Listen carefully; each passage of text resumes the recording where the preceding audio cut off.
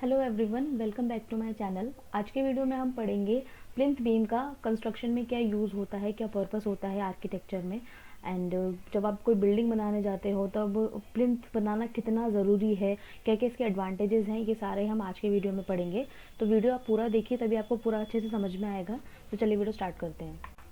तो देखिए plinth level क्या होता है, इसे हम प्लिंथ लेवल भी बोल सकते हैं, प्लिंथ बीम भी बोल सकते हैं और प्लिंथ एरिया भी बोल सकते हैं। ठीक है, तो जब कभी आपने देखा होगा, हमको किसी पर्टिकुलर एरिया पे जब हम कंस्ट्रक्शन करते हैं तो सबसे पहले क्या करते हैं, उस लैंड को हम एक्सकेवेट करते हैं, उसको क्लीन अप करते हैं, टोपोग्राफी करते हैं और उसके बाद वहाँ पे हम फाउंडेशन बनाना स्टार्ट करते हैं। ठीक है, अब आप फाउंडेशन बनाते टाइम क्या करते हैं, सबसे पहले हम एक लेयर बिछाते हैं। ठीक है, और ये जो लेयर होती है ये सीमेंटेड लेयर होती है, स्टोन के ब्लॉक्स इसके ऊपर बना स्टोन ब्लॉक्स की बनाई जाती है ये।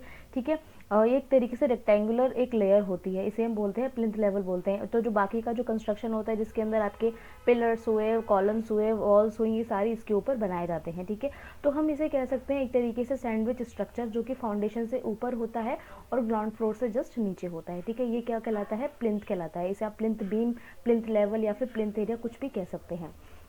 तो यहाँ पे कुछ पॉइंट्स मैंने डिफाइन किए, तो मैं एक एक करके इन्हें पढ़ूंगी। सो फर्स्ट पॉइंट है, a plinth level forms the foundation of a house. तो हम इसे फाउंडेशन के ऊपर बिछाते हैं, फाउंडेशन के ऊपर इसकी एक लेयर बनाते हैं। तो एक तरीके से ये भी किसी भी हाउस के लिए या फिर बिल्डिंग के लिए फाउंडेशन का ही काम करता है। Second, it is a rectangular block of stone on which a column and pillar of a building stands. तो देखिए, जैसा मैंने अभी आपको बताया, जितने भी एरिया में आपको कंस्ट्रक्शन करना है उस एरिया को जब हम अच्छे से क्लीन कर देते हैं, उसके बाद फाउंडेशन बनाना स्टार्ट करते हैं, उसके बाद उस पूरे एरिया पे हमको प्लिंथ कंस्ट्रक्शन करना होता है। ठीक है, और ये जो प्लिंथ होता है ये जनरली रेक्टेंगुलर होता है। ओके, मैंने ये आपको बताया।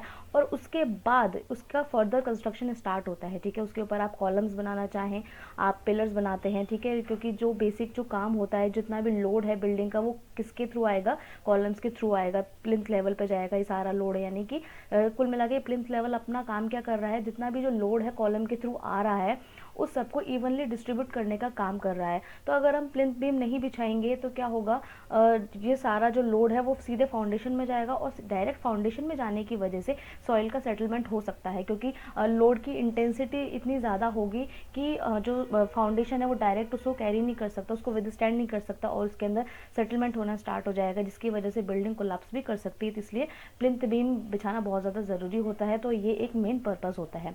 Third, it is a wall between the ground level and the ground floor level. तो जैसा कि मैंने अभी आपको बताया कि ये एक तरीके से सैंडविच स्ट्रक्चर का काम करता है, जो कि ग्राउंड लेवल और ग्राउंड फ्लोर लेवल के बीच में होता है। ठीक है, तो यहाँ पे आप इमेजेस में भी देख सकते हैं, क्लियरली आपको समझ में आ रहा होगा।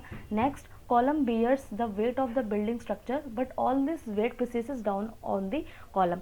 तो देखिए कॉलम क्या कर रहा है, जितना भी बिल्डिंग है हमारी, अगर आप कोई मल्टी स्टोरी बना रहे हैं या फिर आप सिंगल स्टोरी बना रहे हैं, कोई इंस्टीट्यूशनल बिल्डिंग बना रहे हैं, कुछ भी आप बना रहे हैं, जितना भी जो लोड है बिल्डिंग का वो किस में आता है, कॉलम्स में आता है। कॉलम से ये सारा लोड किस में जाता है, फाउंडेशन में जाता है। ठीक है, लेकिन फाउंडेशन से जस्ट ऊपर प्लिंथ बीम हम इसीलिए बनाते हैं ताकि जितना भी लोड है, जितनी भी लोड की इंटेंसिटी है, वो एक वाइड एरिया में स्प्रेड हो जाए। वाइड एरिया में स्प्रेड होने का मतलब ये है कि हम जितने भी एरिया में प्लिंथ बीम बिछा रहे हैं वो एक वाइड एरिया में बिछा रहे हैं, एक रेक्टेंगुलर शेप में बिछा रहे हैं हम उसे। तो क्या होगा, जितना ज़्यादा वाइड एरिया होगा तो उतना ही ज़्यादा लोड उतने वाइड एरिया में स्प्रेड होगा और उसकी वजह से क्या होगा, इवेंचुअली फाउंडेशन में लोड कम जाएगा और हमारी जो बिल्डिंग है वो काफ़ी ज़्यादा स्टेबल होगी, काफ़ी ज़्यादा स्ट्रॉन्ग होगी और उसकी ड्यूरेबिलिटी उतनी ज़्यादा ही बढ़ेगी। तो जस्ट आप इमेजिन कीजिए, अगर हम प्लिंथ बीम नहीं बिछाएंगे तो ये कॉलम जितना भी लोड बियर कर रहे हैं वो सीधा सॉइल के अंदर जाएगा और सॉइल की जो बियरिंग कैपेसिटी होती है, लोड बियरिंग कैपेसिटी अगर मान लीजिए अच्छी नहीं है,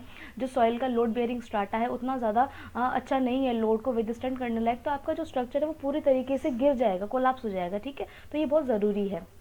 नेक्स्ट पॉइंट है, the main function of a plinth in construction is to distribute the load of the column over the foundation evenly. अब जैसे कि मैंने अभी आपको बताया, प्लिंथ बीम का क्या काम होता है, पूरे लोड को इवनली डिस्ट्रीब्यूट करने का काम है। ये इसका एक मेन पर्पज़ है, मेन कॉन्सेप्ट है। ठीक है, अब हमने प्लिंथ बीम बिछा दी है। प्लिंथ बीम बिछाने के बाद क्या होगा, जब हम इसके कॉलम बनाएंगे, इसके ऊपर कॉलम कंस्ट्रक्शन करेंगे, तो कॉलम का जितना भी लोड होगा वो सीधे प्लिंथ बीम पे आएगा और जो नीचे फाउंडेशन रेस्ट कर रहा है, जो बेड है, फाउंडेशन बेड जो है उसको खतरा कम होगा, यानी कि उसके अंदर सेटलमेंट कम होगा, क्योंकि सारा लोड तो प्लिंथ बीम ने ही रेजिस्ट कर लिया इसलिए। ठीक है, यानी तो ये एक तरीके से बिल्डिंग के लिए सेफ्टी का भी काम करता है।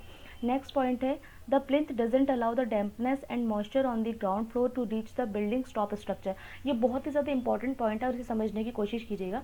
देखिए क्या होता है, जब कभी हम कोई स्ट्रक्चर बनाते हैं तो आपको पता है जब हम फाउंडेशन बनाते हैं, ज़मीन को हम एक्सकेवेट करते हैं, तो वहाँ से कभी कभी क्या होता है, अगर जो आपका जो वाटर टेबल है काफ़ी ज़्यादा अगर हाइट पर है, यानी कि बहुत ही कम डेप्थ पर है, तो उस कंडीशन में सीपेज प्रॉब्लम बहुत ज़्यादा होती है, क्योंकि वाटर क्या करता है, पर्कोलेट होना स्टार्ट हो जाता है because of the capillary action. ठीक है, अब कैपिलरी एक्शन की वजह से क्या होगा, ये जो ग्राउंड वाटर है ये ऊपर की तरफ चढ़ना स्टार्ट हो जाता है। ठीक है, यानी कि ऊपर की तरफ राइज करता है और धीरे धीरे करके ये कॉलम्स में, फिर वॉल्स में, फिर सीलिंग्स में, इस तरीके से पूरे बिल्डिंग में ही फैल जाता है और जिसकी वजह से डैम्पनेस होना स्टार्ट हो जाती है, सीलन आना स्टार्ट हो जाती है और फिर ये आपकी स्ट्रक्चर को ख़राब करते हैं, बिल्डिंग को गंदा करते हैं, बहुत सारी प्रॉब्लम्स क्रिएट होती हैं इसकी वजह से। और अगर ये बहुत ज़्यादा लंबे पीरियड तक रहता है तो आपका जो बिल्डिंग है उसकी एज, उसकी लाइफ भी कम होने का चांसेस बहुत ज़्यादा रहते हैं। तो जो प्लिंथ बीम होती है वो इस मॉइस्चर को प्रिवेंट करने का भी काम करती है, यानी कि जो सीपेज का जो प्रॉब्लम है उसको प्रिवेंट करने का भी काम करती है। इसलिए प्लिंथ बीम का कंस्ट्रक्शन करना बहुत ही ज़्यादा ज़रूरी है। नेक्स्ट पॉइंट है gives strength and durability to the residential unit.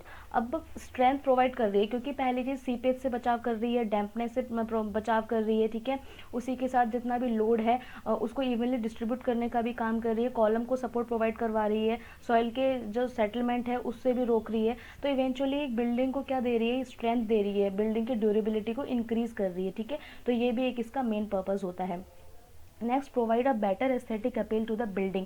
बिल्कुल ही बहुत ज़रूरी है। तो आप ये इमेजेस में देख सकते हैं कि जब इसकी फिनिशिंग की जाती है तो एक बहुत अच्छा अपील दिखाई देता है, एक बहुत अच्छा फ्रेश लुकिंग दिखाई देती है किसी भी बिल्डिंग की।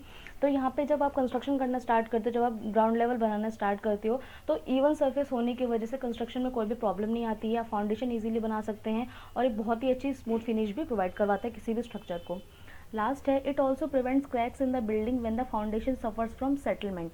तो देखिए जैसे कि मैंने अभी आपको बताया, अगर मान लीजिए सॉइल की कंडीशन अच्छी नहीं है, सॉइल की जो लोड बेयरिंग कैपेसिटी है वो उतनी ज़्यादा अच्छी नहीं है, तो थोड़ा बहुत सेटलमेंट तो होगा ही होगा। उस कंडीशन में क्या होंगे, बिल्डिंग्स में क्रैक्स भी आ सकते हैं, तो वो बिल्डिंग के लिए सेफ़ नहीं है। तो उस स्थिति में जो प्लिंथ लेवल होता है, जो प्लिंथ बीम होती है, वो उन क्रैक्स से भी प्रिवेंट करने का काम करती है, क्योंकि बीच में एक तरीके से ये सेफ्टी, ये लेयर प्रोवाइड कर रही है किसी भी बिल्डिंग के अंदर। तो इन सारी चीज़ों से बचाव करने का काम करता है प्लिंथ लेवल। ठीक है, दूसरी चीज़, एक बहुत इंपॉर्टेंट चीज़ आपने सुना होगा, डीपीसी की जब हम कोटिंग करते हैं, वो डीपीसी की कोटिंग भी इसीलिए की जाती है ताकि डैम्पनेस से प्रिवेंट हो सके, बिल्डिंग का बचाव हो सके। तो उसके ऊपर भी मैंने एक सेपरेट वीडियो बनाया हुआ है, आप प्लेलिस्ट चेक कर सकते हैं।